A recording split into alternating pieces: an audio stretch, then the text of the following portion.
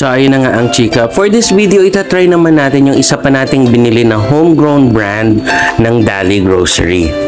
And since I'm a coffee lover, hindi natin palalampasin ang kanilang homegrown na coffee brand.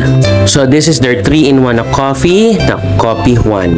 Ang isang sachet nito ay worth 5 pesos lang kumpara sa leading brand na around 7 to 8 pesos. So I will try both the black 3-in-1 at saka yung brown 3-in-1 coffee. And to be clear, hindi po ito sponsored video.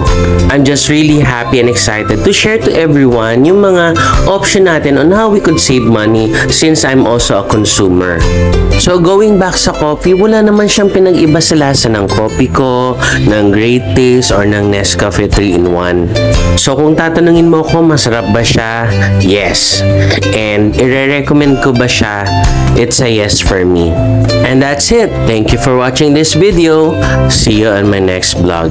Kain po!